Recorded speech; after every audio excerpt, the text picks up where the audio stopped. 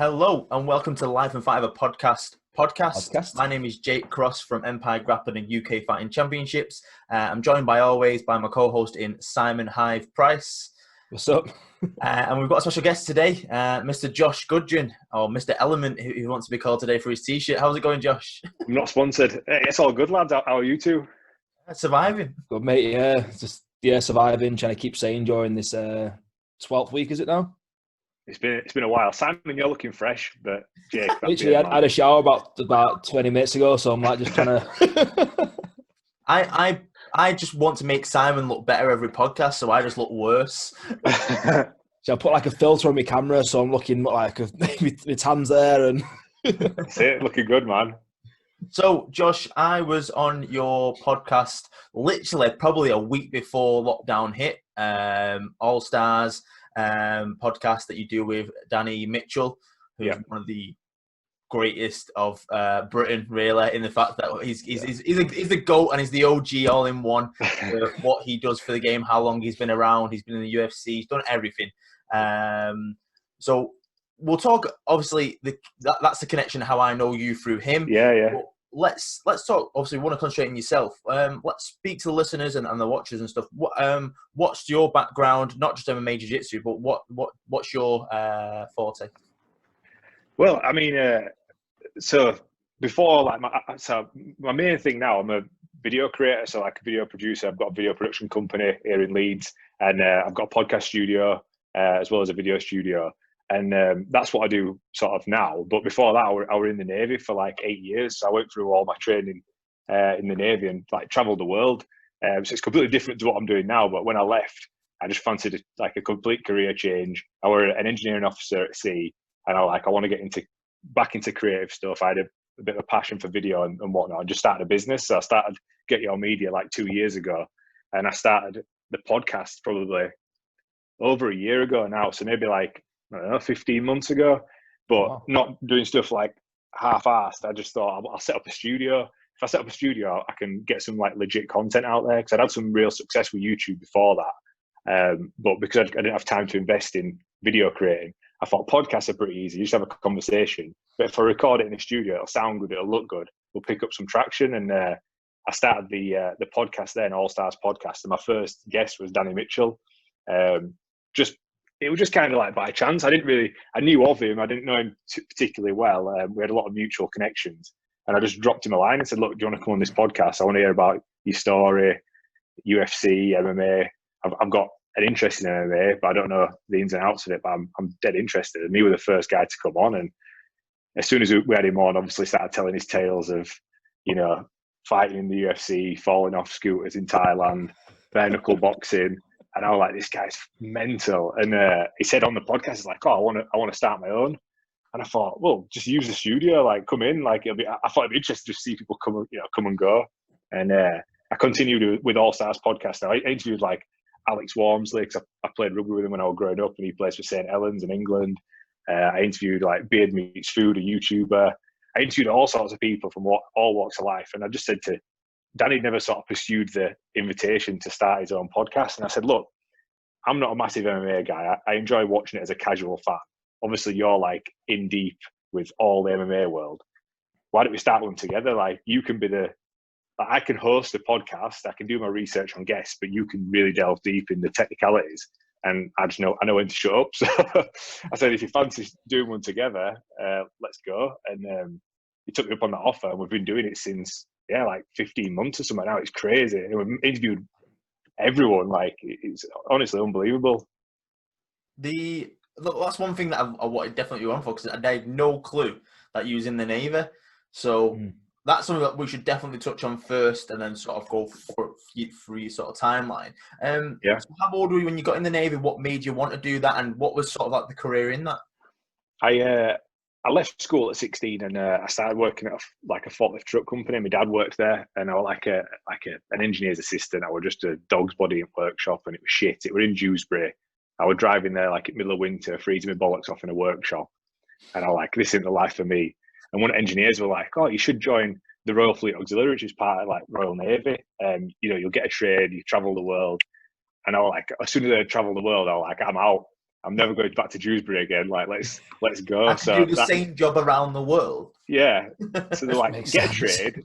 Yeah, get a trade, become an engineer and travel the world. I was like, deal. So I signed up, went and did my basic training and got deployed to Libya straight away. So we went straight onto a deployment, which was like, it shouldn't have happened like that, but we went straight into like an active sort of war zone, it were cool, to be honest. Like, we were part of like a big task force, went down to Libya. We had an Apache helicopter on the back of his ship and it was legit, like we were going for it. And I then got deployed to the Falklands after that on the 30th anniversary. So I spent time down there. We did like anti-piracy around Africa, went to Middle East, and then Mediterranean. And then when I came back, after about 3 years of being in the Navy, I realised that some of the officers that were like looking after us, I just figured I could do your job. So I sort of like put my money where my mouth was. Went through officer training. Well, went through the selection process, got through it, went through officer training, came out at the top of my class, and then went back into the fleet as an engineer. And they put me back through college to get my HND in marine engineering. And I did about another 4 years after that. So it were quality. Like, I got a lot of life skills, got to see a lot of people. And it's one of them, I think, when you grow up in a small town, you can have like a small town mentality, and especially what's going on now with all the Black Lives Matters movements and things like that. You'll know what it's like on the mats. There's no race, skin color. Only color that matters on mats is the belt. Everyone else, like, you grapple with everyone, aren't you? And I think getting to travel the world definitely opens your eyes, and it just you realise that we are just all humans.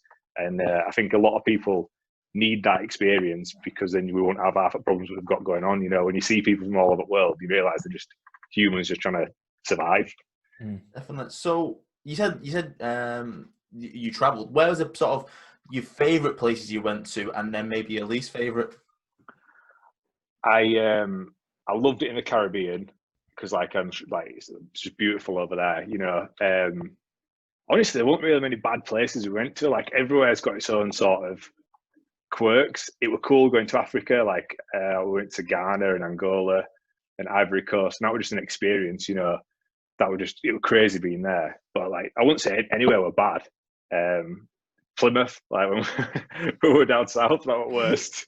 Imagine that being like a bit of an anticlimax, coming from like the Caribbean, then going straight to Plymouth or something. Oh mate, I did like a 4-month trip in Birkenhead Dockyard near Liverpool, and it was just shit. It was like, so yeah. So like, what did Birkenhead. What did like a typical week look like then for you? So like, we were deployed for like 4 or 5 months at a time. So we worked 7 days a week, and so you'd either be on a day work or you'd be on like a shift pattern. So you'd either work 4 hours on, 8 hours off in a 24-hour period for 7 days a week and 4 months, or you'd work day work, which would be like 8 till 5, like a normal working day, and you do half days on weekends.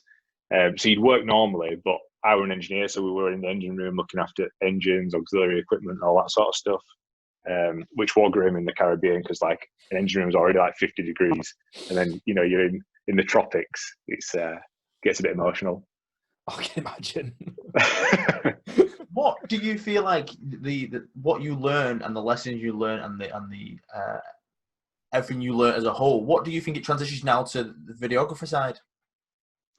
I think just the graft side of it. So like, when you work 7 days a week for 4 or 5 months at a time, like, it's not compared to a working day, like, just normally now. So like, when I've started my own business, I took sort of like that work ethic into the business, but also like the perspective. Like, you have some shit times as well on ships. So like, very often they'll set on fire, you'll have floods, emergency situations, you're off wars, you're in a war zone. All these things are like really bad shit. So like, running a business is a piece of piss in comparison to that. So it helps you with that perspective on outlook on, like, coronavirus hits, yeah, it's crap, we lost a bunch of clients, but we can figure it out. It's not like a fire or a flood or anything like that. And then just from like the training that you get is like the best in the world. So going through my officer training, doing all my leadership courses, management, looking after guys, all that stuff is very much transferable into real life. Just being able to have a conversation like this. I mean, what it's like with some of the young ones nowadays, they can't even have a conversation without looking at the phones and all that sort of stuff. So like, the actual just communication skills is massive. And that was another thing that you could take into a podcast, in it, just being able to hold a conversation with people and just steer steer a conversation. I agree with that completely. My brother's about to turn 17 next month, and he's the most gormless guy ever. Like, you'll tell him to do something, and by the time he's got out of that room, he's forgot it, and then comes back and sits down. You're just like, just told you to do that. And he's like, what did you do? What? Yeah. And then he's on his phone. So the side where you transition out, what made you sort of leave the Navy? Was it end of the tenure? You had enough? What was the sort of the end goal with that? So like, it sounds daft, but like when we first started, like I said, we went straight to a war zone. Like, we had a proper active tour. Then we went to Falklands again. That were looking a bit spicy because it was 30th anniversary. Argentina was starting to like just posture a little bit. Yeah. And that's what we were there for. That, like, you want to be deployed and doing something. You know, like we managed to do stuff with special forces in Mediterranean. Like, we did so much cool shit. And towards back end, like, with budget cuts, the fleets were getting like, when I first went, we had like loads of ships, and then the fleet just kept getting smaller and smaller, and they were putting more pressure on individuals, and it was getting a bit dangerous. Like, because they pulled so much money out of it, it was just getting crap. Like, that's the only way to describe it. Fleet were getting smaller, they were putting more pressure on everybody on the ground, and it was just getting shit. And I was like, this isn't for me anymore. Like, I've done my time, I've been around the world. The last few trips, I ended up like in Plymouth, and I thought, well, if I'm going to be in UK, I might as well be at home. So I just called it. I said, that's my time. I'm done. So when did like the passion for making films and videography sort of start? Was that during the Navy, before the Navy? Yeah, during. I think I got a bit obsessed with like YouTube and stuff, and seeing how it's like that meme in it, like how, you know, you get up in the morning and go to work, but it's like a 7-year-old making £4 million off a YouTube video, opening some fucking toys from Toys R Us, and I'm like, shit, like, if they can do it, surely like if you dedicate a bit of time, you could do that. So yeah, I just started making videos, and when I left, I left the Navy and just started freelancing. I ended up freelancing at a bike shop in Batley called Gem Speed Shop, and basically under one roof they have like motorbike sales, they have a tattoo studio, barber, a diner. They had all these things, and I was like I was dead into like Gas Monkey Garage and all these like American, you know, Orange County Choppers and things like that. And I like, you could make like a YouTube vlog about this place, and you could take it to like Discovery Channel, or like you could build something up, build momentum. From a marketing perspective, you'd get loads of people onto the business, and it's got potential to scale. And I went down and just spoke to the guy, and I'm like, oh, why don't you sell bikes using video? And he was like, well, make me a video, show me what you mean. I made him a video, and he was like, right, we need you here. So after about 3 months with them, I'd got a YouTube channel from like 0 to like 3,500 subscribers. We'd had a video that went viral. It had done like millions on Facebook and YouTube. We'd increased footfall, doubled the bike sales. Like, we'd done everything from a marketing perspective. It was like on, you know, and I was vlogging at the time. So I was like the face of the company. I was vlogging for this bike shop. And I just sort of honed the craft of filmmaking at that point, like for the YouTuber style. And then realized that actual technique, a lot of businesses aren't using it. You know, the traditional sort of corporate filmmaking, anyone can do it. Like, you can make a slick looking video with a nice camera. Like, you just slow the footage down, it's going to look mint.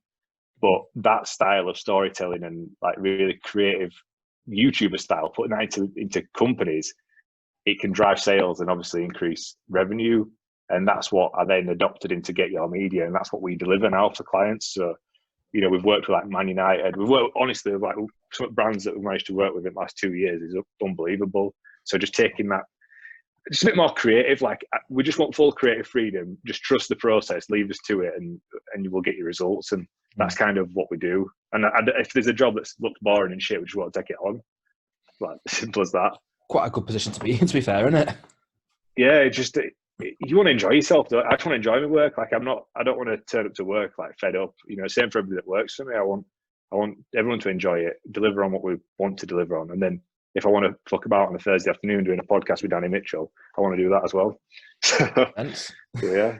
I must say, when I went in, I think it was early March now, to your studio, I was uber impressed because it felt relaxed. It felt creative, which is a pun word for you now. It felt like it had every bit of the answer you needed, but it didn't feel like it was mechanics, if that makes sense. I know engineer as well. Yeah. That's probably a pun as well, but it didn't feel like it was forced. It felt like it was more creative. It felt like everyone there was there for a reason. You had great sort of paintings up, which we talked about. You had Conor McGregor. You had one of your favorite YouTubers. What's he called again? Casey Neistat. Yeah, well, I've got you on my laptop. I can show you the paintings. Just so there's one of them. So that's a YouTuber called Casey Neistat, and then through here we've got a big painting of Conor McGregor, and then Biggie Smalls on the other side. Simon will like that one. They have quality. So they're like, 5 foot by 5 foot. They're massive, like they're huge. So we've got them up everywhere. They just look cool, like just gives a bit of a makes the place look good, doesn't it? So is there like a reason behind the people you've chose for that as well? Are they like inspirations or characters you like? Yeah, I mean, so that Casey Neistat's it's like the OG of YouTubers, those that are like into watching sort of vloggers and stuff. Like he's the one that sort of paved the way. McGregor, just a big fan of him as a fighter and as a character. Like, obviously he's had his fair share of bad press, but what he did were undeniable for the sport. Oh, and obviously everyone he got beat. He did all these things, but what a run he had. And yeah, just like they're just cool paintings. I just got them. That's it. So when you moved into where you are now, I think this is your second or third place for creative. Is that right? Third studio. Yeah. So, what was you looking for when you found this place? Was it everything did it tick all the boxes? Was there a reason behind you wanted that sort of space for the different rooms and the podcast and stuff?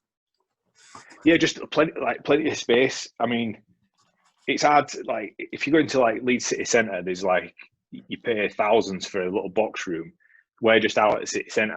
We've got like a full loft here, and I wanted enough space to be able to relax. We've got plenty of like seating areas. We've got the podcast studio in that room that we were just in there. We can drop all the backdrops down, and we can turn it to a video studio. So I wanted it just to be like versatile as well. That was the main thing. I just don't like sitting on top of each other, and I don't want to be sat in somewhere where there's like we're all sat next to each other on computers. It'd be grim. So plenty of space, plenty of light, and I don't know. You spend all your time at work, don't you? So you might as well make it look like a nice place to be. Very true. This is why I spend most time in here now. So I've got my United top, my UFC replica. I've got an old Grapple Nation belt. I've got my pops. So make it look a bit. You've got to. You had your own personality to it. I forgot because, of course, like after the day after you came in, I went and filmed with Dan James, didn't I? That was my fault. I should have run my United top up and so we get it signed, but it's my fault. I'm sure you'll do some work with them again. What was it like doing stuff with United and Dan James and stuff? It was cool, like there was sound. He was such a nice guy. It was funny because he was like, "Oh, where have you come from?" We're like, "Oh, Leeds," and obviously like the stuff with him almost being at Leeds and then not. But yeah, super nice guy. The training facility is like well impressive. It's kind of what you'd expect when there's multi-million pounds of money kicking about, but it was like driving into a different world because you'd never find the training facility. It's down like this private road. So Harrington. Is that where it is? Is it? Yeah, right near Sale Sharks, wasn't it? Yeah, me and Catherine was really close to it when we were signing for this house that we just bought. The solicitor was right near it, so it's like, oh, we'll go and see where Carrington is. It's round the corner from here. You cannot find it. If you do try and find it, it's crazy how deep into the wilderness it is. Mate, honestly, you rock up and you basically turn up and there's just like a security guard in a little box, and then there's like a bunch of pylons and shit like next to you, and you're like, is it? And all you can see is fields. And I'm like, this can't be right. But the sat nav said we were there, and I pulled up and I'm like, oh, we're here for United's. We've got an interview with one of the players.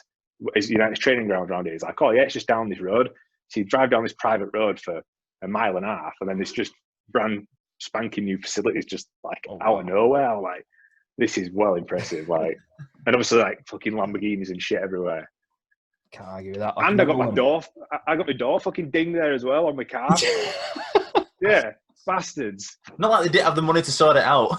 Yeah, I remember as a kid, there used to be like a stables right near the training ground. I used to go like horse riding. Like my parents like trying to get me into like different things. And we're like, oh yeah, we're gonna go horse riding. And my dad's going, yeah, we'll go horse riding next right in Carrington. Yeah, right next to United ground. I'll stand at the front in case I see anybody coming in. That does not get photos like paparazzi. I'm there going, I don't want to do it. And he's like, nope, we're going. So, Josh, with everything you've done in the videography side, just similar question to the Navy as well. What's been sort of your highlight of that, whether it's been someone you've interviewed or someone you've worked with or something you've created? I think one of the best things we did was just before lockdown. So the last big gig that we did before lockdown, we we did an interview with you, and then we went down to Birmingham. Were we going to Birmingham for that badminton job, or you were just going with Lisa? Yeah, so we got this like fucking what a story. So I rocked up to this. It wouldn't been where they're like, "Oh, can you do this job?" I'm like, "Yeah, of course we can." Not realizing the scale of it. So like Badminton England had basically come to us and said, "Oh, we need some content making for our YouTube channel, leading up to the Badminton All England World Championships and during. Can you do that?" I'm like, "Yeah." Went to the first gig. I had to drive down south. I can't remember where it was. Milton Keynes. Went to go to Milton Keynes, and I rocked up and we did the first job. They were really happy, and they're like, "Oh, we're looking for somebody to do like color commentary at the event." And it's seen me sort of doing YouTube and stuff. It's like, "Do you want to do it?" I'm like, "I can't do it because I'm filming. Like, I'll have a crew. I'll have other stuff to deal with." They're like, "We just sort of need somebody that's like a comedian or just a character." And I'm like, "I know the guy. I'm like, Brian Lacey will do it." So I phoned up Brian. I'm like, "Brian, we've got this job. Do you fancy it?"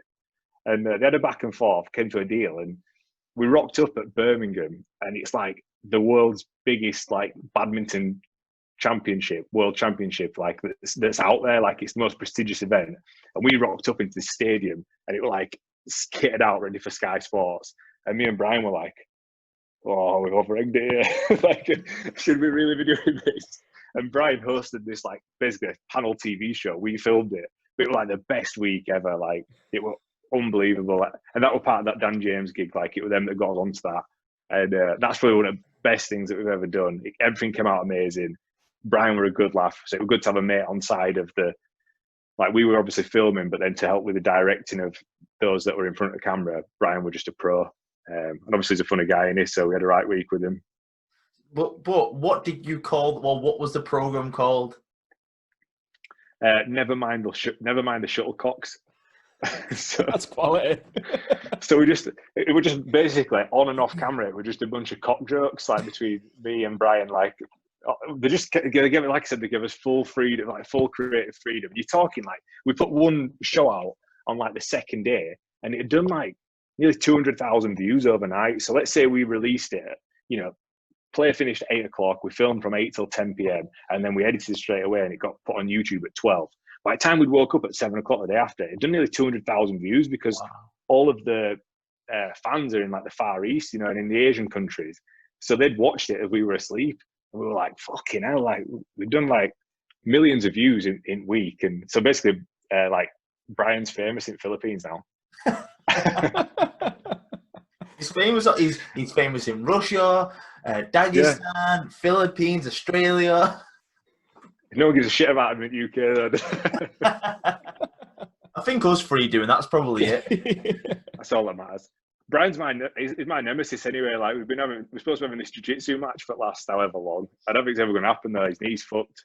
Should you like one of those bare knuckle call out videos for him? Yeah, get Ricardo Franco to like train you for it. He'll shit himself. Yeah, but we were well up for it. Like when we first had Brian on, Brian wasn't even on the podcast at that point. But Danny were like, "Oh, we should have like a white belt super fight between you and Brian." And I'd only been training like 3 weeks at this point. I'm like, "Yeah, go on then," but I don't think it's ever going to happen.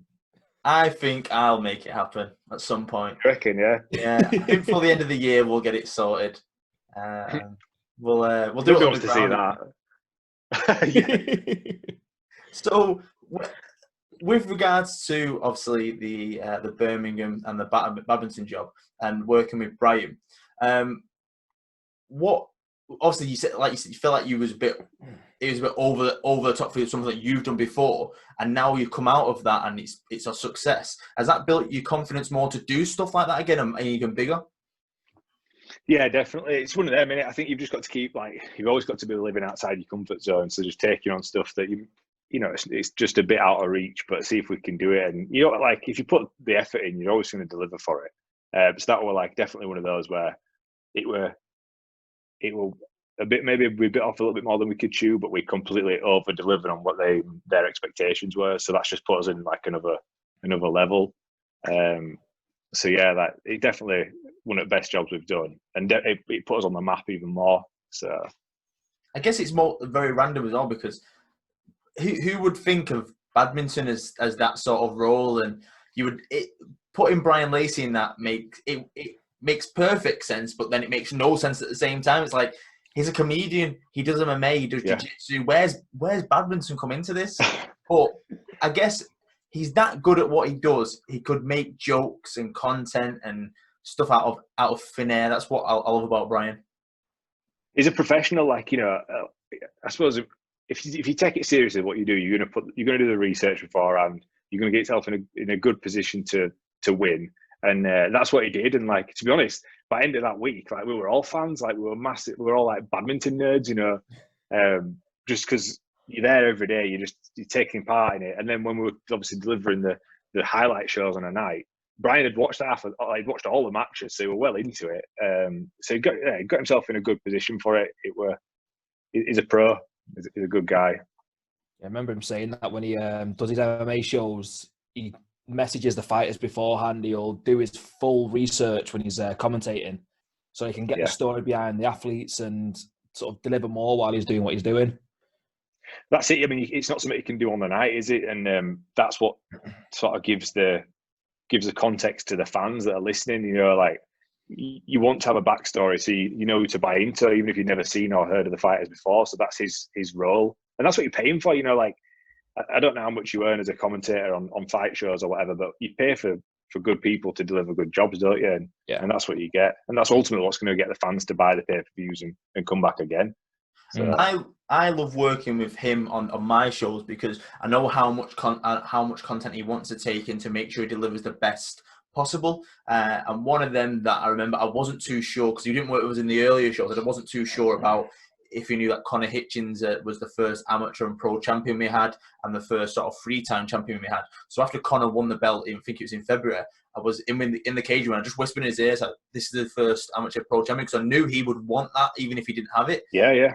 And I think that worked, because I know I've worked with some people in the past where if you put them on the spot and you give them something, it's like, well, why are you telling me what to say? But whereas him, he'll go, but I can run with that. That's perfect. And they're the people that you want to work with. Of course, yeah. You don't want anybody difficult. And that was the same, like, when we had him down on this job, he just made everything so much easier, because he's so versatile in what he does. You know, credit to him. Yeah. Back to you, though, because it's your style of the show today, even though we love Brian. So when you did the podcast with Danny, and then obviously Danny came on board, was you trained at that point, or because you interviewed Danny, did that get you into training? I think it sort of got me into training. So, like, I was just a fan of watching it. I'd grown up playing rugby, and I'd never really got into any sort of individual sports. And it came about, me and Danny actually, like, getting together before the podcast. I went down and did some filming for when the Frank Mir seminar were on. So that was like the first sort of introduction I had to him, and obviously I interviewed, like, filming the interviews of Frank Mir, which was super cool. And then Danny, it all started, and I just thought, well, if I'm going to be able to deliver some sort of value on an MMA podcast or a martial arts podcast, I need to get stuck in. I'd obviously a big fan of Joe Rogan, so I'd listened to how he spoke of jiu-jitsu, and just thought, yeah, let's give it a go. And like, really just took to it. I just really enjoyed it. I think you're just getting battered every time you go on the mats, aren't you? So you're always learning and developing. So yeah, I just got the bug. Do you remember, like, what your first session was like? Sort of like that first. I do, yeah. Yeah. I do, yeah. Luckily, I'd gone to, like, the AVT. They do, like, Monday nights, that 6x7, sort of like the newbie class. You know, like, it's the beginners class. And Danny were taking it, and I remember turning up and just little guys. I think there might have been one of the female fighters where they just had me in bits, and I'm like, I'm 6'2", you know. I'm about 85 kilos. Like, how can that person be just wrapping me up in pieces? Like, this strength only works for so long, and you gas out after about 2 minutes. And it just blew my mind. So from that point, I was like, right, I need to learn how to get good at this. Was you a fan of the sport, jiu-jitsu or MMA beforehand? Like, what if you were a fan? What sort of fan level would you say you're up to? Was you an avid watcher? Was you a sporadic watcher? What was you? Sporadic. Even now, I'm a sporadic watcher. So like, I've watched UFC for a long time. So like back when Nick Diaz were fighting and stuff. But again, just like a super casual fight fan. That's it. And obviously, I got more and more into it as we started doing the podcast. But even then, I won't really watch fight nights. I'll just watch the main UFC cards, and again, probably only the main cards. I'm not really into watching. Not that there's not good fights on there, but I like to get up and watch the UFC as well. So I don't want to be staying up from like midnight until 6 o'clock in the morning. I'll get up at 3 and watch the main card. So like even now, like I kind of feel like imposter syndrome when you said, "Oh, do you want to come on a podcast?" I'm panicking. I'm like, "Fuck out!" Like I'm not a fighter or like a decent jiu-jitsu guy. I don't want to go to your podcast, but I'm just a fan of. I'm just a fan of the sport. Like I'm just a casual fan, and that's kind of what I try to bring in the podcast. It's like let's just speak for the 80%, 90% of people that actually watch it. There's layman's, like they just want to see people getting battered, get an idea of even fighter, and get out of there. Whereas obviously then Danny can bring in the technicalities of, the drill down on techniques and the history of the fighters. So I never claimed or professed to be a hardcore fan. It's a good word you just use then, as in layman. So I've worked in the legal game for over 10 years of my life. I love the word layman because it explains people that are not in the know or very naive to the know. But it's a word that needs to be explained to that sort. Does that make sense? It's a very strange word. But it almost sounds derogatory, doesn't it? Yeah. But you're completely right. I feel like a lot of, especially in the sort of the Britain bubble of MMA, a lot of people only just watch it because of what you said, what Conor's done, and he sort of burst the bubble for a lot. And I still think I think the bubble's got bigger, especially when me and Simon started 10, 11 years ago. But I think it's going to keep on growing. You've got fighters out there that people recognise. I think I mentioned on my last podcast, my friend Mike, he doesn't hardly watch MMA at all. He just messaged me saying, "How good was Nunes last night?" And he doesn't watch anything. Yeah. It just shows that Conor's opened it up to like maybe people at BT that think, "Oh, I'll just stick it on record and I'll watch some fights in the morning," or especially people now have got more time. Have you found that now because you've got more time that you're watching other stuff back, or? Yeah, totally. I think so. Like the Conor McGregor thing, it's just opened. It's made it mainstream, and it so it got more people involved. Then you realise the caliber of fighters and how interesting they are across the board. I think for me, like I buy more into like. I'm more interested in the fighter than I am the fighting, if that makes sense. Like I enjoy watching the fights, but like I'd rather watch the embedded series and the vlog series leading up to a fight than actual fight night. I've just like I love just getting to know what the fighters, what makes them tick, and what makes them go as like athletes. And it's the same at AVT. And I've met like so many people doing podcasts. I like to see what they're about, and that's why I like doing the Rico Franco documentary. Were like important. And just meeting people like Cam Atakuru, like I didn't know Cam well before he rocked up to the studio, and then now like every time I see him, it's a big hug and embrace, and I feel like I've known him forever. Like it's just been good to this community of people to be able to get to know different people, dip in and out, and just I don't know. I think it's class, and I think more people need to get involved in it. Like, Cam is Simon. I do. Yeah. Cam coaches me as well. All right. Okay. Yeah. Cool. Yeah. What a guy, Oh, he's top guy. Like my game's just skyrocketed since I've been training with him. It's ridiculous. Yeah, no, I like Cam, and every time I see him, like we have a proper good old chat. Obviously seen him at Empire recently, although one before. Just a good guy, and his story's mad as well. Like everyone's just got a good tale, haven't they?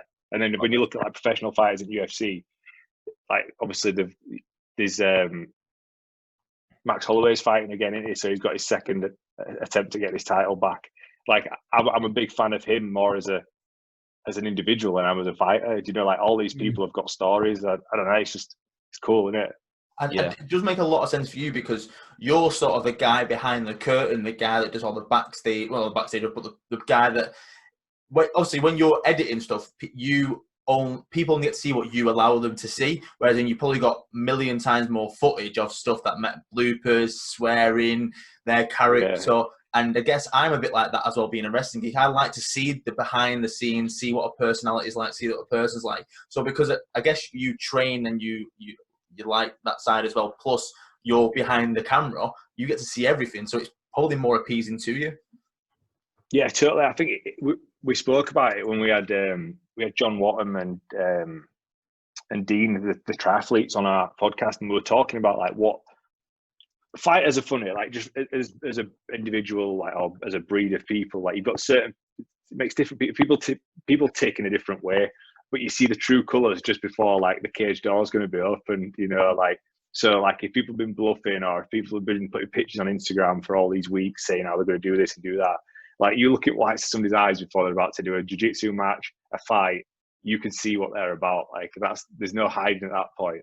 And I think that's just fascinating. And being able to be in the corner with fighters, be backstage, you know, at different events, like being in the corner for Rico's world title fight, like it's priceless. No one ever gets to see that. And then to be able to try and document it and showcase that to the world as well, it's mental.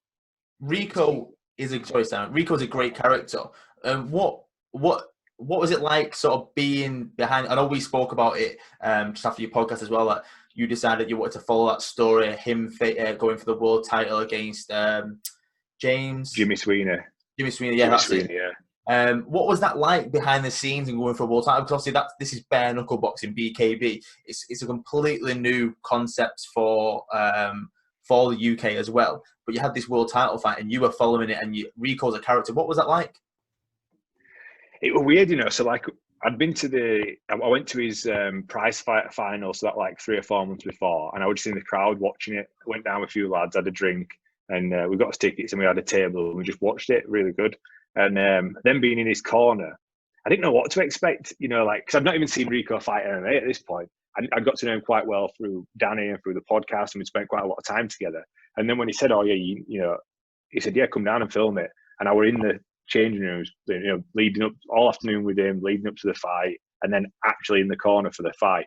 It was surreal. Like, he's a legit like fighter. Like, he is like, he'll fight anyone at any time, and his heart is like persona and heart rate don't really fluctuate. It just, that's him, and he's like he's a champion. He's a proper champion. Like, you look in right in his eyes before he's about to go in, and he's there to do the job. He's not there scared or he's put the work in as a champion should, and he knew we were there, what we were going to do, what we were going to deliver, and ultimately he did it. And I think that were unreal to see that, you know, to be a part of that. It was crazy, and it was so relaxed. Like I was joking about it, but before that world title fight, he literally had some like 90s tunes on, just blazing away.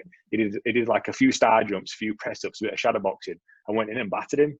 And I'm like, no hitting pads, don't want anything. Like, he just literally did a bit of shadow boxing and went in and won a world title against one of the best BKB guys that's been around. He's been in the UFC as well. Yeah. What? Is what? Sweeney's been in the UFC. Yeah. He's on the Ultimate Fighter 10. Really? Yeah, I'm 90% sure about that. Was the coach? I think it was Quentin Rashad. Yeah. I do Jimmy remember Sweeney, the Irish BKB guy.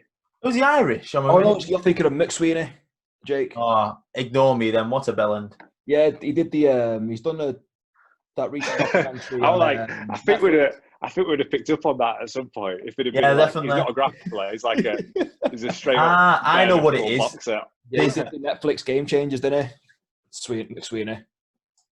I can't get it up, but I'll send you the picture afterwards. The picture that I've seen with Rico is like going back to hit him. From the side angle, it does look like McSweeney, and because I've seen Sweeney quickly, I thought it was him. No. Human. It was not the first time I've done that, and it won't be the last time. So fuck it. So where was that world title fight? Was that in England or Ireland? Yeah, no, that was at the O2 in London. Oh, right, nice. Yeah, legit place to do it. Yeah, I say it's had quite a bit of trouble, hasn't it, getting onto the mainstream BKB? Yeah, I mean, understandably as well. Like, I think BKB as a promotion, which is who Rico fights under, like, they're doing a really good job of, you know, bringing it more mainstream. But naturally, you kind of just think of like hay bales and just no medicals, just as grim as it comes. Whereas like Yeah, like, but the BKB promotion, they are genuine athletes. You know, they're bringing in like previous world champion boxers, things like that. They're not just like scallies fighting in a bar. Like, they are genuine athletes. That's why they're trying to get a lot of MMA guys across, because they've had that time as athletes in another discipline, to make it a bit more appealing. And it is definitely a skill. You know, like, it's crazy to watch because there's no hiding. You know, I think that's why the MMA guys are doing so well, because they can't hide behind gloves or anything like they used to, having, you know, little 4-ounce gloves on and just working that way. So that's why Rico's done so well.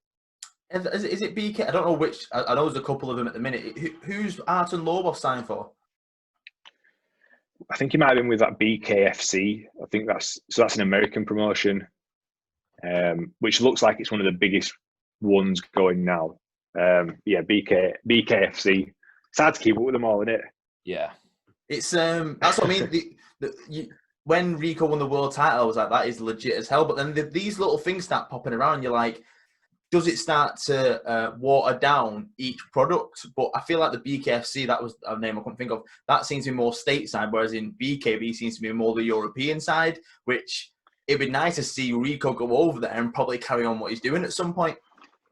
Totally. I mean, it's a bit like you want to see the Bellator champions fighting against UFC, don't you? Like, that's kind of the mix in it. I think if BKB can get that big and they're on like par, it'd be nice to see a cross promotion. But again, it's probably never going to happen. Just like you're never going to see a Bellator champion fighting against the UFC champion. It's just. I guess it's like, reminds me of like early days of like MMA with the bare knuckle boxing scene. It's getting all the bad press, but they're sort of countering it, being like, no, these are trained athletes. And they're sort of just fighting an uphill battle, but they're slowly sort of gaining momentum, aren't they? They're definitely winning the battle now. I think it's they've had a lot of stuff in newspapers and a lot of good press releases, and it sounds like it's one of the fastest growing sports that's going. I think because people are now so used to MMA and the UFC, they kind of want to see how gruesome it can get. So I guess the next thing is Valetudo on Sky Sports. With laughing. You behind the camera and Brian Lacey commentating. Totally. What's sort of been your biggest experience, biggest positiveness, anything that you believe that you, looking back since doing the videography, that you think, I did that, I'm glad I was part of that? Like, what gives you sort of like the goosebumps that I did that, if that makes sense? I don't know. I try not to sort of like dwell on it. Like, I can pick faults with everything that we've done, you know, like, we're just trying to get better and better with it. But like, definitely the stuff we did down with Brian Lacey in Birmingham were class. The Dan James stuff, again, were just really good to be involved in. The Rico Franco documentary, that was just a challenge, because, you know, making a 2 or 3 minute promo video or a 10-minute video is easier than making a 30-minute documentary spread over however many days and trying to get a narrative to stick together so that people are interested in watching it for 20, 30 minutes. That was just another challenge. So it's just continuing to keep pushing ourselves. So we've I say an exclusive, like, it wasn't supposed to be, wasn't telling anyone, but Danny Mitchell went on a podcast last week. I think it's called like the Oil Check podcast or Oil Something podcast. And we've agreed to do an Ironman. So me, Danny and Rico are going to do an Ironman next year, and we're going to create a documentary out about it. Amazing. So we've got like, but like Danny were on that other podcast. He's like, Josh isn't even an athlete. I'm like, I'm not an athlete. Come on. Like, don't just cast me off like that, you bastard. I'm like, you haven't been at UFC for years. Yeah. So every time I'm running now, I'm like, this motherfucker said I'm an athlete. I'll show him. So we're doing Lanzarote Ironman next year. That's the plan. So if we just need to get the tickets bought when they release them. But obviously, Danny Mitchell, being the person that he is, he's chose Lanzarote because it's like the third hardest in the world. Like, it's the third hardest Ironman in Lanzarote. Yeah, so you swim in the sea, in the windy sea, and then you do a bike ride up the mountains. So it's like 2,500 meters of elevation on this fucking bike ride. And then obviously you've got to do a full marathon afterwards. And he's like, yeah, but the full marathon's on flat ground. I'm like, yeah, but we've got to swim for 2.5 miles and bike 112 up a mountain. I was like, got to get there first. And in that heat. I like, in the heat as well. So, but we're all like properly up for it. Like both me, me, Danny, and Rico are like, well, let's do it. So get him on now. We've started training. No going back. So what are you going to do with the video side? Is it going to be sort of a GoPro thing, or are you going to stop at back parts and do a bit of talking? What's your plan with that? So I've got Liam who works for me. He's an editor and a filmmaker himself. So he's gonna lead the creative side of it, and he will take a crew over. So we'll do a lot of filming in the UK leading up to it, and then we'll take a crew over to film the event. Obviously, I can't get too involved because I need to be concentrating on training and going. But we're going to just document the process from basically from now, not in shape, like whatever, to can we complete an Ironman? Which Rico will piss it because he is an actual athlete. Danny has got a bad back, a bad knee. He's still got a bad head because he fell off his bike. He wants to do some fighting this year. So, although Danny said I'm not the athlete, I reckon he's going to be the one that's going to be struggling most. The gauntlet's down then between you two. Yeah, I just need to beat Danny Mitchell. That's it. With Danny, it's like more recently he's done random stuff because Rico was doing him what did he do? What did he do? He did the bike ride. He did a triathlon, didn't he? That's it. He did 100-hour fast, and then he did something else, and then he did a triathlon. He did a sprint triathlon, and then did a full triathlon. And on the same day, Rico did a half Ironman. The mental, so that's Danny's secret weapon. Is his mind. He's got that. He can go to them dark places and stay there. So yeah, he's nuts. Crazy guy. So how have you found the training since you did start training, obviously, and then it built up to you competing at Empire a couple of times? What was that sort of transition like, and what made you then start, right, I'm going to compete now, I'm going to sort of aim towards something? I think so. I've been going less than a year, and because of the work that I do, my training's a bit hit and miss with jiu-jitsu, but at the same time, I won't take it too seriously. I didn't want to be on the mats 5 nights a week. I just wanted to do it at my pace because I realized that I want to do it for a long time. I'm not trying to race to get a blue belt or all like that. If anything, I'm avoiding getting close to a blue belt because I'm still shit at a white belt. Do you know what I mean? So I don't want to force the matter. I've got one stripe. I've had a stripe on my white belt for over a year now, and I'm just sitting there that sound. Just leave me alone. Don't even look at me. But I was getting better. I was doing all right on the mats with the lads. Rolling with higher belts, and I thought, let's give it a go doing a comp. So I entered my first comp.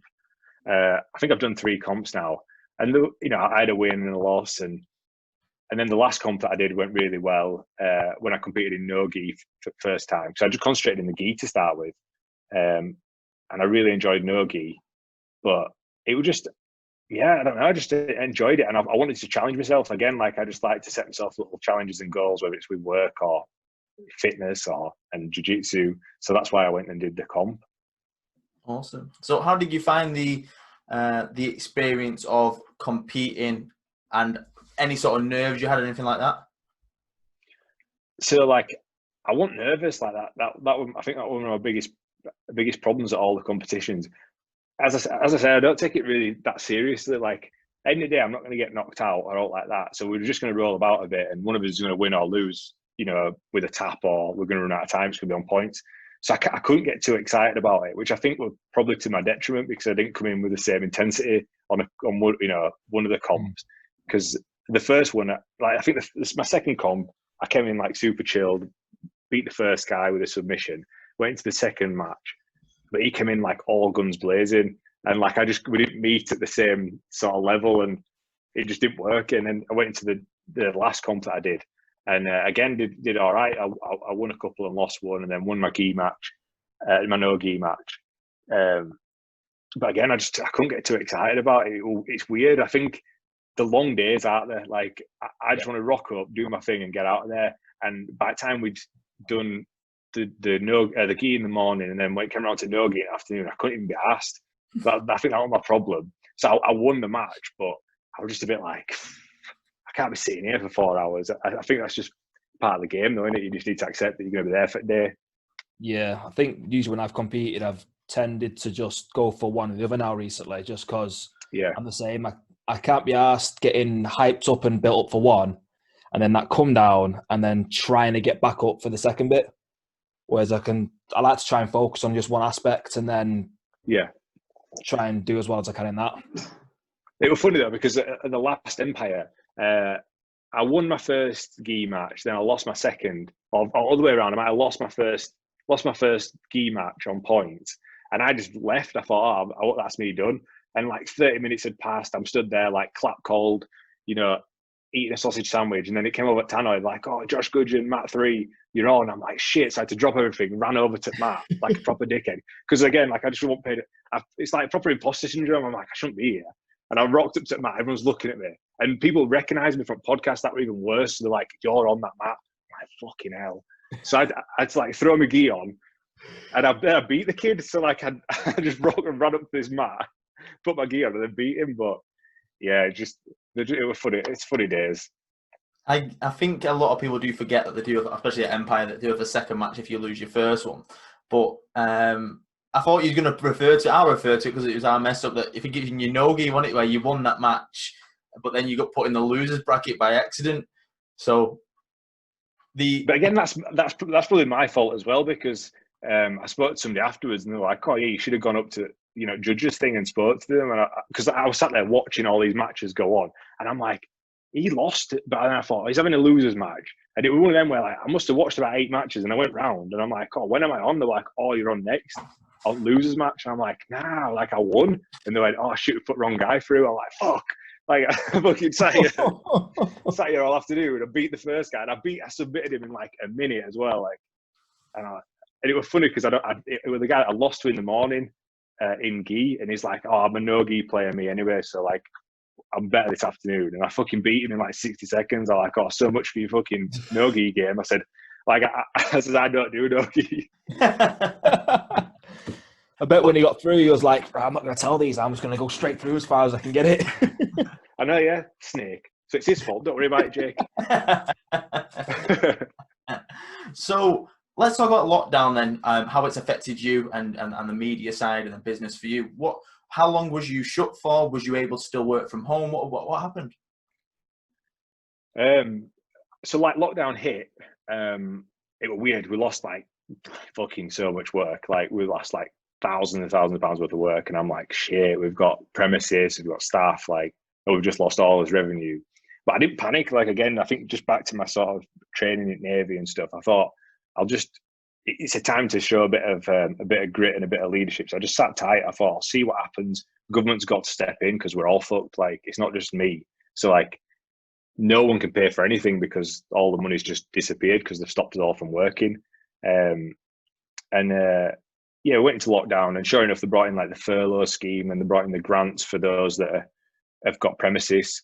So I thought, oh, we're all right for a little bit there. And I just leant back on sort of the marketing side and just really started doubling down on what we were releasing. So I just put out a load of informative content on filmmaking, video making for business owners, how they can get themselves in front of the potential clients for when lockdown's lifted. And that sort of solidified us as like industry leaders, so that when lockdown got lifted, they all came flooding to us and were like, we need this, we need that, we need you to do this. So I signed up a bunch of clients, and we've come out of the side better than we were before, to be honest. Like, and when I mean, you'll know as business owners as well, like it's you sometimes let the client, when you first start, you think the client holds all the cards, in the sense that like you think they can make the rules, but ultimately, like if you've got your terms of conditions and if you want to work with us, we've set out these rules, and if you don't stick to these rules, and you're not working with us, and it's the same for like what we do.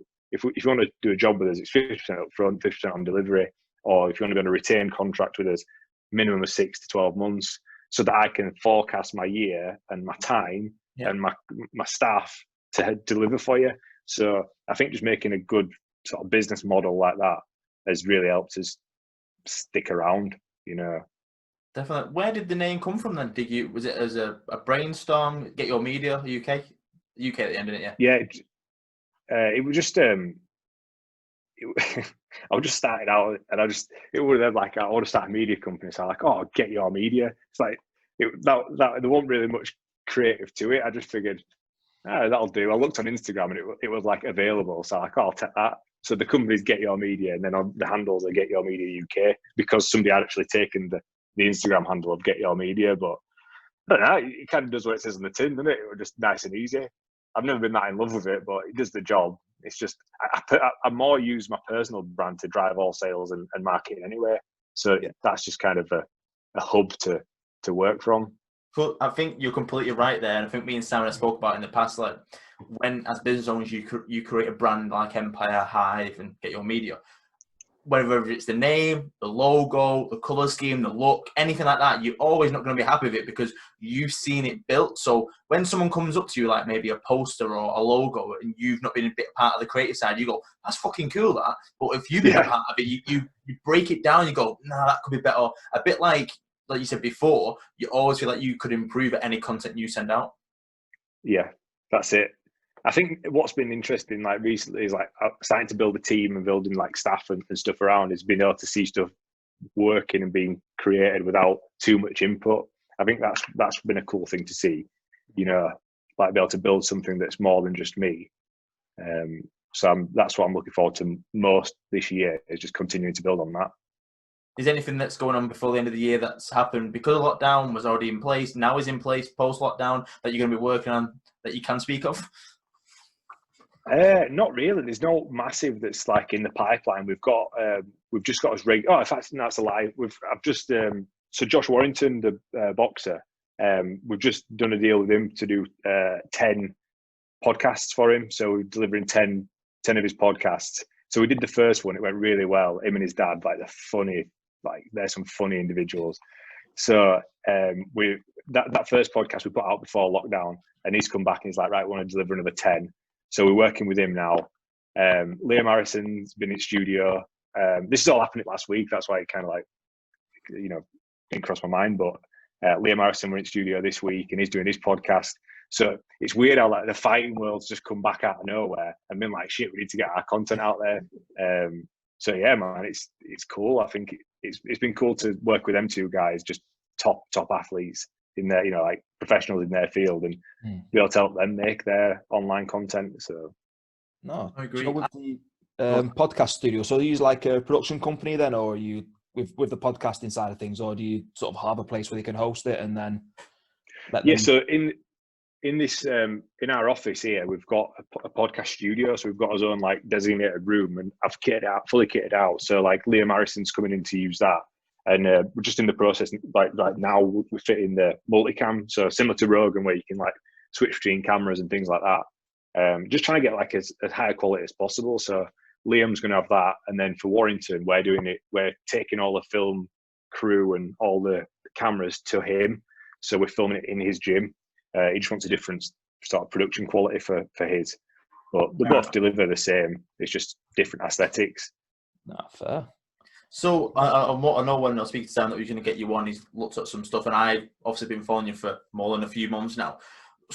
Like you said earlier on, the stuff that you've been putting out under your own name and your own brand, and the shot of showing people the stuff that you've bought and how things work.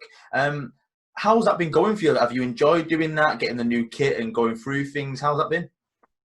It's been good. I mean, I've always wanted to have a good go at the YouTube stuff, you know, like try to get a channel that's monetized and see if I can make a bit of money on that side of it. And I made like a conscious effort. So at the beginning of this year, I said like 1st of January, I'll release my first video, and I will at least release a video once a week thereafter. So I knew that sort of to make it work, I had to find a niche. So I sort of niched into sort of filmmaking tutorials and vlogs. And since doing that, my subscriber count's just gone through the roof. You know, I've managed to monetize my channel, and I got a brand deal where companies paid me to sponsor my channel and sponsor some videos. So it's become another revenue stream, which it couldn't have come at a better time because it came just before lockdown, or just, you know, middle of lockdown. So that's been interesting to see what potential money could be earned on YouTube. And then again, so I interview YouTubers. Like I started a series called How to Become a YouTuber, and I've spoken to people with like anywhere from 5,000 subscribers up to nearly 1 million, getting the inside scoop, behind the scenes, like what's it taking to get them where they are, what are some of the pitfalls that they've had, like where have they been sort of fucked over by brands, and where they've signed bad deals and good deals, and how much do they actually earn. And some of these people, like they can earn like 20 to 50 grand per sponsored video. Like one guy that I spoke to, he used to make videos on Vine, which is like 7 seconds, and he was getting paid like, I think 10 grand a video. So 10 grand for a 7-second video. So obviously, like, we work, like, if you work as a, almost, if you're working to deliver for a client, you know, we might make them a video for 2 grand, but it takes meetings, it takes, like, you've got to start, you know, doing the pre-production, post-production. It could take hours and hours of work. But then a company might rock up and like, I'll give you 3 grand to do a video. You were making a video anyway, we're just gonna put our name in front of it. It's like, fucking hell, sign me up, let's go. That is amazing. So we spoke about earlier on, you interviewed a guy that I followed for a while. So Adam Moran, I wasn't sure of his name, from Beard Meets Food. What's it like to interview people like that? And do you feel like you're learning stuff from them? And what was it like to interview him?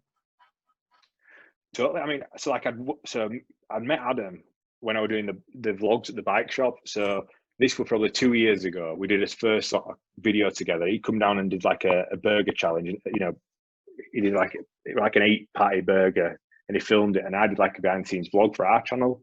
And at that time, he had like 250,000 subscribers, which were cool. And then I've just stayed in touch with him ever since. And then since I started the channel again, I interviewed him. We did a few videos. And he's given out some like proper gold dust, you know, some real like nuggets of gold on the behind the scenes of YouTube, and some of the mistakes that he's made, and just the tricks, like how he's managed to get that consistency. Like, he drops a video on a Sunday and a Thursday, and after a couple of days, he's guaranteed to have 250,000 views per video, like minimum. So, you know, and you look at them numbers, and the average CPM, so the average cost per 1,000 views, is anywhere from $3 to anywhere up to $15. So if, let's say, he's getting $10, if he's doing 250,000 views, each videos might be worth anywhere from 2 to 5 grand, and he's doing 2 a week. So then you realize that actually, like, he might be making fucking 20 grand a month just eating shit on YouTube. So like, it just blows your mind that like it's even a thing. Like, I don't know, they're just like numbers I've plucked out there, just doing like the maths that's out there. But dude's doing all right. And then you look at some of the smaller channels, like even like 20, 30,000 subscribers, like they're full time just making a living. And you're like, fucking hell, it's doable. You know, you just got to stick to the formula, keep delivering, and it'll come. And yeah, man, it's cool. I think that's something that you mentioned when your videos, like the key thing with that is like knowing your niche, isn't it? And sort of really honing in on that and not straying too far from it, so your audience doesn't really get too confused. Yeah, I mean, that's where like that it's kind of like do as I say and not as I do, because I've got like a few different niches, I guess. Like, I've got my filmmaking and YouTuber side, and I've got my All Stars podcast, so like the MMA world, which is like 2 completely different worlds. And I'm trying to like merge the 2 ever so slightly. But yeah, if you've got any sort of chance of success on YouTube, you need to pick a niche and stick to it, because those that are subscribed to your channel need to know what they've come for. So like that's a big part of it. You know, if one week we're talking about fighting, and next week we're talking about, I don't know, fucking Ozark on Netflix, like they're gonna be like, what's going on here? We're here for MMA, you know.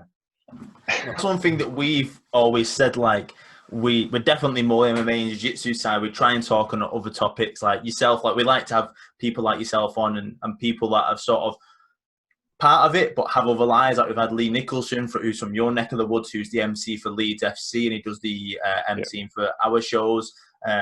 Brian, comedian, stuff like that. We feel like there's more out there. People seem to think like everyone just concentrates just on MMA or jiu-jitsu, but there's so many more variants involved. Like even Danny, he's massive in the MMA side, but he's got so many layers to him where you could 10 or 24-hour podcast of him and not even touch MMA and jiu-jitsu, and it still be full of content. Definitely. No, yeah, that's it. I think it's that's the reason we started our podcast as well. We're just getting the stories out of people. There's more to what you see in Cage, isn't there? Or like with all these individuals, there's more to it. There's everyone's got a story to tell. So yeah, it's cool, man. It's like, this is what you should be doing. I think it's good. We'll shortly wrap it up because I know both of you are busy today. But is there anything that you want to touch on that we've not touched on at all, that we want to make sure that you have got your voice? I don't know. We've gone through a lot there, you know. Like, I didn't know. Like I said, I was a bit apprehensive about doing the podcast because obviously we have got an MMA podcast ourselves, but it's not. I'm not massively in the world of MMA. You know, I didn't want to dilute what you were doing, but it's been good. I think people need to see this world a bit more, like see the faces behind the promotions. Just it's good for everybody. Like I think it's good what you're doing, and I think Empire's class as well. It's one of the best thanks. comps that I've been to. So it was good. Like when I'd Russ introduced me to you, like it was good just to have a chat with you. And they're just well-run events, you know. I'd definitely encourage anybody that's thinking about getting into jiu-jitsu to go do it. So it's definitely an eye-opener. Yeah, I feel like the obviously Sam being a coach, me being a promoter inside, and then even though you're not anymore, you still class yourself as a noob, and you don't want anything more than that one stripe on that white belt. But it just shows that it sort of brings the world together. Like what you do is amazing, and I'm watching each and every video almost as it comes out with you, and I love watching whether you interview someone or you're giving a review or something. I feel like it's a cool thing to see because I know, like you say, your niche, that Sam said before, and you've said, is good to know that people know what they're talking about and you can trust that. And because we know each other, there's more of a trust there. Like I know that I can refer people to you and know that people are going to get good customer service experience. And your niche is probably one of the best out there. And you're from Yorkshire. It's a pity that you're not from Lancashire, but. So with your videos, like in your personal brand that you're making, what would you say is like, have you got like a set process that you do, or would it vary depending on sort of the theme for the video that week? And I think there's a set process. I think like if anyone's going to look at building a personal brand, I think one of the most powerful ways to do it is like through a podcast like this.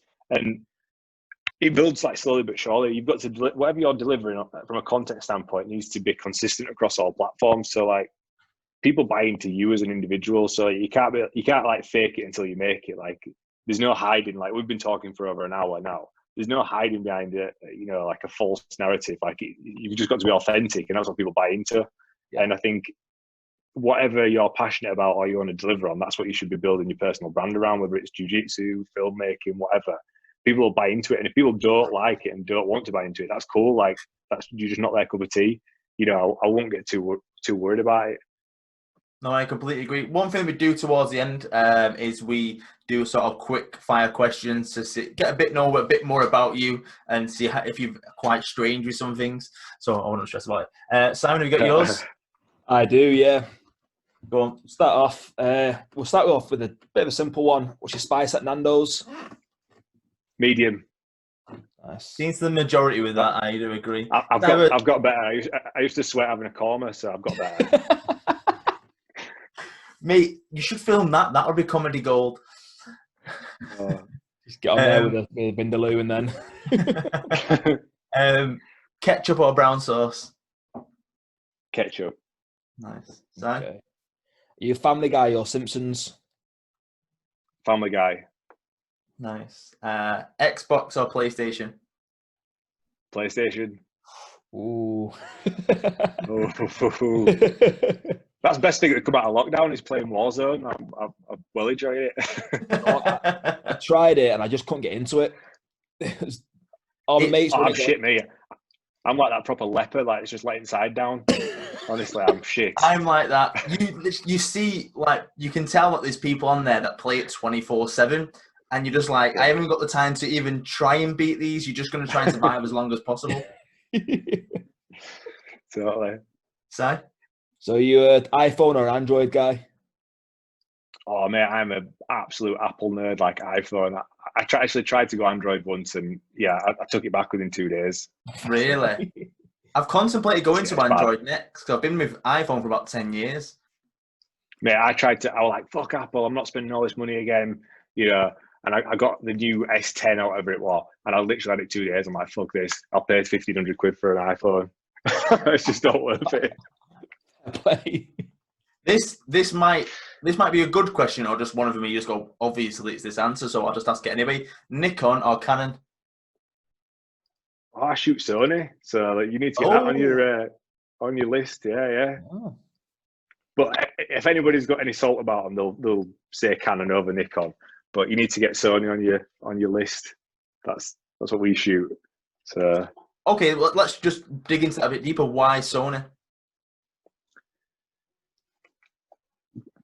Just highest. They've just got better specs.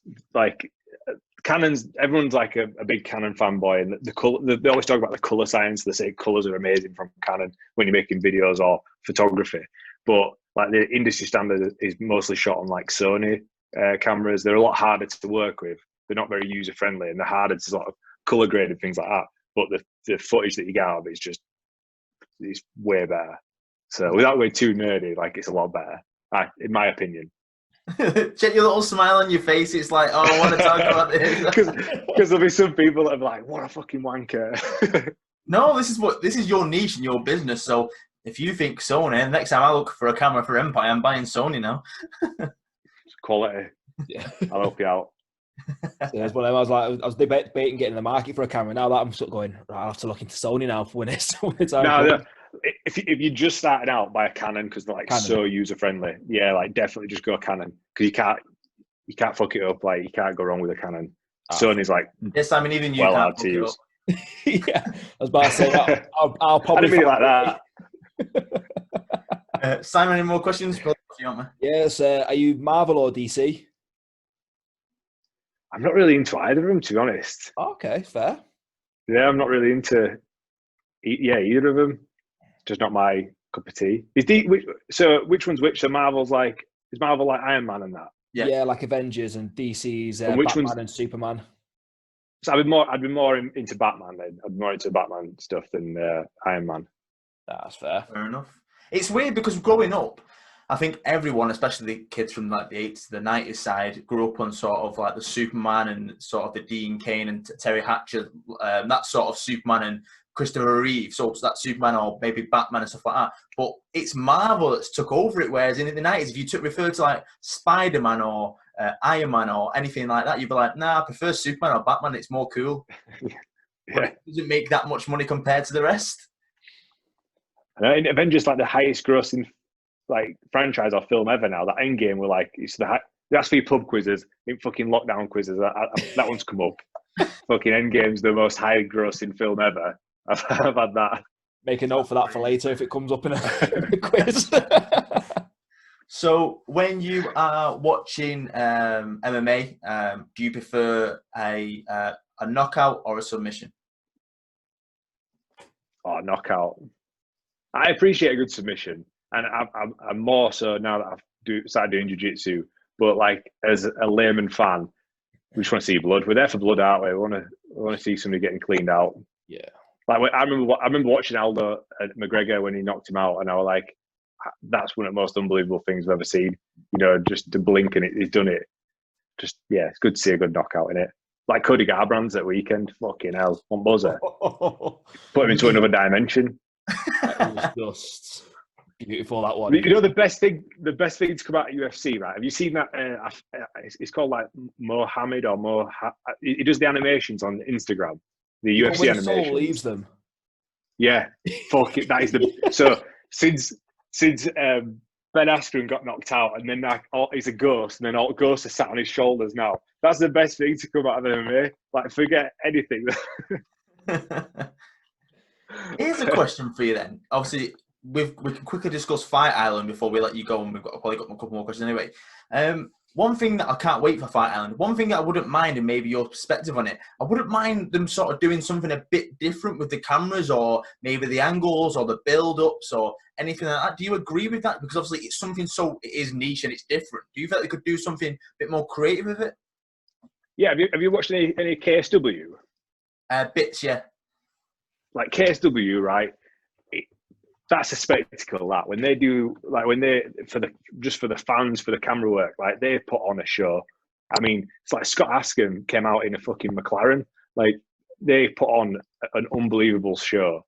So they make bloody UFC like Risk Fight League out of Danny's gym. Like honestly, so I think UFC can step the game up. Like definitely they can step the game up. Yeah, you get little digs into Danny already ready for that fucking thinking lands right. I hope he don't have to. I hope he don't want to fight me. Be fucked then. Let's do it after the race. Yeah. I feel like obviously because they're fighting that week, it's a bit more difficult to, because they're just used to sort of doing media and stuff. But obviously, everyone knows I'm a wrestling geek. What they've done recently because of the lockdown, because there's no fans, they've been able to manipulate it a little bit more and direct cut stuff. Like they could make something look a bit more hard risk or high risk and normal. I feel like the UFC could do, obviously not in the fight per se, but maybe the build up, like they could do a bit more stuff where, because the arena's empty, make the fighters interview in front of the cage, or make them do a face to face in front of the cage where maybe they're watching each other and what their reaction is, stuff like that. Yeah, I think it's a tough one at the minute. I think you've got to take your hat off to them for actually somehow making it work in current climate, you know. For this Fight Island thing, I thought they'd do it on beach. Like when I saw that picture, I was like, oh, I wonder if they're actually going to do it on the beach. That'd be class, wouldn't it? Like a cage on the beach in the sunshine. I was like, that'd be a spectacle. Logistical nightmare, but it'd be fucking good to see. Okay, I'll slipped what on sand. I guess that would be incomes. Yeah, like sound like that. The look of that on a beach would be phenomenal. I don't think you could ever either follow up that. But I think as a fighter, it'll be a nightmare because you have gust of wind, the sand, the heat. It'll be crazy. But I would love to see that spectacle. Maybe they're going to do it outside, but a bit more protective. That's one thing to look at. But there's 4 events, 3 weeks. Yeah, there's no, they haven't released any information, have they? Because like Mark DeCase's fighting and Danny's cornering him. So we were chatting about, Danny came down yesterday and we were chatting about it. And I said, is it on the beach? Like, that'd be sick. And they were like, oh, they couldn't do it outside. I was like, hold on. The Anthony Joshua fight were outside in Middle East, you know, like they just had a big tent up. I was like, so that'd be interesting, wouldn't it? In fucking Dubai heat. They've done it. They've done it in Abu Dhabi before, outside with a canopy sort of thing. They've done that twice before. UFC 112. Was it Frank Edgar and Ben Henderson?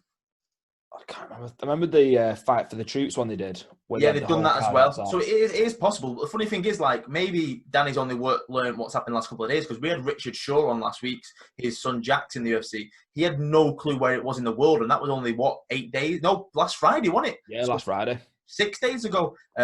Now he sort of gave us a good like Shaw and Marsh want to be on that. I spoke to Modestas Paskarskis, who was the light heavyweight champion for Cage Warriors. His fight got announced today. So the fights are coming, and it seems to be more the British fighters because they can't get visas over there. So we're going to see a lot of the names that we know through the UK scene, the European scene, which is very cool because they definitely deserve it. They don't deserve to have 6, 7, 8 months off of not earning. Yeah. Well, I said they missed UFC London and all that, didn't they? So like all the ones that would have had a shot are now getting their chance at it. But again, like, fuck that. I don't want to, like, I know it's calmed down a bit, but I don't want to be training now, still with Corona floating about. Like, look how much people get faced on with staff. You know what I mean? Fucking somebody gets staff on mats and everyone's kicking off. Like, never mind fucking coronavirus. don't need that shit. We'll go back to the questions then and we'll finish up. So, Simon? Last one for me was for when you're training, are you more of a takedown or a guard pull? Well, I'm shit. Fucking whatever I can take. Probably more of a, honestly, probably more of a guard pull, I would have thought, just because I know how to do that properly. I can, yeah, that's pretty much it. Takedowns, I ain't mastered that yet. Last time somebody tried to take me down properly, I fucking tore me MCL. So, oh shit, yeah, it's a dangerous game. This. I've got a few here that I can do. So, gi or no gi? Gi. Yeah, gi at the minute. I'd only just start to dabble in your gi, and I were enjoying it. Nice. Anderson Silva or GSP? GSP. Nice. Seems to lean some more towards GSP from all the questions we've asked. Yeah. And the last one, because it is my most important one, Simon knows it. Fork in your left hand or your right hand when you eat? Left. Good. You can't put it in your right. So here's one for you. When I went from officer training, we had fucking etiquette lessons. So, like, how about that? How posh is that? Is the etiquette your left hand? Yeah, your left hand, yeah. Knife on your right. Weirdos are just right-handed. I'm left-handed, but even if I was right-handed, it'd still be in my left hand. That's etiquette 101. We've got one more question, actually, considering it's just been announced recently. Yeah. AJ or Tyson Fury? Oh, mate, don't even get me started on this. Like, it's going to be a bad day for AJ. Yeah, like, I completely agree. Yeah, he's going to get absolutely... he's going to get fucking battered. It's weird because for years, obviously, we've probably been talking about this fight for the last, like, say, 4 or 5 years. From day one, I've said Tyson Fury will beat Wilder and he'll beat AJ without a doubt. It's not even an argument with this. He's too big. He's too strong. He's just better all around anyway. And then people argue with me, but as the years have gone, especially since the Deontay Wilder draw, never mind the defeat for Deontay, everyone's like, oh yeah, Tyson this. AJ's got no chance and lost a bit more respect maybe because of his recent comments. People are not his biggest fan right now. But I just don't see. I can't. It's had a 2-fight deal, haven't they? That's to protect both of them in a rematch. Tyson wins both. I think he finishes him in both. Oh, I completely agree. I mean, when AJ fought Ruiz, so obviously he got cleaned out in first one, and then he fought a good boxing fight in second fight. But if you watch the way that he didn't protect himself at all, like he's not a particularly like technical boxer. And I remember watching the second fight, and I can't remember which way it was, but he kept having his left hand down, so his jabbing hand was so far down, he kept circling towards where he got clocked last time. And I'm thinking, why have you already been knocked out? Like you've been battered once by him, and now you've come back into a second fight. You're playing the same game, and you're going into the same direction. I was like, that's not good IQ. That. So like Tyson Fury is like a smart fighter. He'll just box his head off, and with that newfound power that he's got, you know, it's gonna be a long day for AJ. The extra range and everything. Like I think, like even if you just sort of spent the first couple of rounds leaning on AJ, like he'll be exhausted by the time he gets to it. Yeah, he'll gas him out. Yeah. What an impressive fight though. I remember watching Deontay Wilder versus Fury in the last one, and I was walking through Reykjavik airport. I was watching it. I was flying home that day, and I'm like watching it on my phone. I'm like, I can't believe this is happening. You know, what a fucking fight. No, I've watched it 4 times since. I feel like I would prefer to see Wilder and Fury over Fury and AJ because I think it's more of a competitive bout, if that makes sense. I still want to see Fury AJ. I want to see it at least once, but I just don't think it's as competitive as Wilder. And I think Wilder cleans out AJ as well. Yeah, I agree. I think AJ Wilder would be a bit more competitive match though again than Fury and AJ. Yeah, I agree. I think they're also a bit more evenly matched than Fury. It's weird because Wilder is like foot getting it off him. Like if you get it off him, but I feel like AJ could probably weather that a little bit and maybe do play the boxing game. But I think with Fury, he can play both. He could knock you out and he could play the boxing game, which I think is beautiful to watch. Yeah. Quick question, then last question from me.